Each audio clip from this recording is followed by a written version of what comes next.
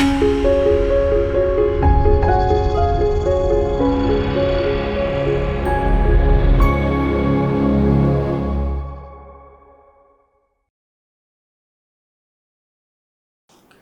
మాత్రం. నేను మీ journalist Navatha. Welcome to R voice. బంగ్లాదేశ్లో మైనారిటీలైన హిందువులపై దాష్టికాలు ఆగడం లేదు.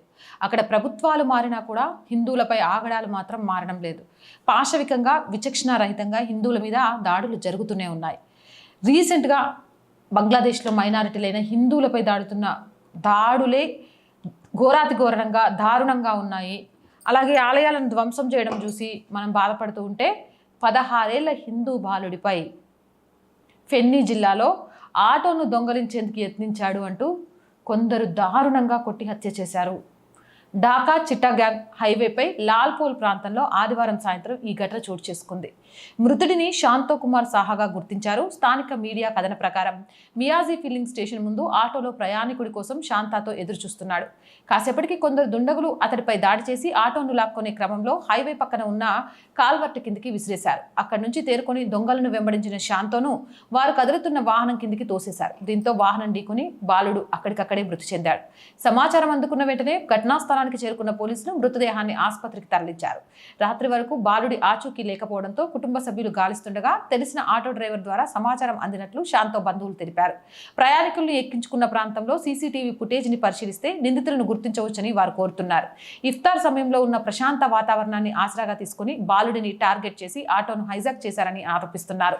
బంగ్లాదేశ్లో కొత్తగా ఏర్పడిన బంగ్లాదేశ్ నేషనలిస్ట్ పార్టీ బీఎస్పీ ప్రభుత్వ హయాంలోనూ హిందూ వర్గాలపై దాడులు ఆందోళన కలిగిస్తున్నాయి.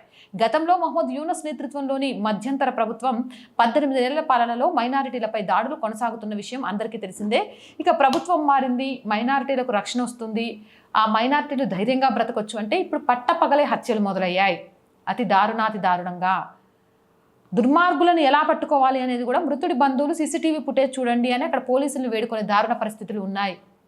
ఏం జరుగుతుంది? ప్రపంచవ్యాప్తంగా హిందువుల మీద అయితే ఒక కుట్ర జరుగుతోందని చెప్పొచ్చు. మీరేమంటారు? మీ అభిప్రాయం ఏంటి? కామెంట్ సెక్షన్లో పెట్టండి. అండ్ వీడియో చూస్తున్న ప్రతి ఒక్కరికి యాజ్ యూజువల్గా రోజు చెప్పేదేనండి, R group of channels, R voice, R political, R Sanskriti మన channels. So please subscribe our channels. ప్రతి కంటెంట్ని లైక్ చేయండి, షేర్ చేయండి, మీ అభిప్రాయాన్ని కామెంట్ సెక్షన్లో తెలియజేయండి. అండ్ ఆర్థికంగా మీకు తోచిన సహాయం చేస్తూ ఈ ఛానల్ని నిలబెట్టడం కోసం పోరాడుతున్న ఒక అమ్మాయికలకు సహకారాన్ని అందించండి. ఆర్థికంగా సపోర్ట్ చేయాలంటే సబ్స్క్రిప్షన్ పక్కనే జాయిన్ అనే బటన్ ఉంది.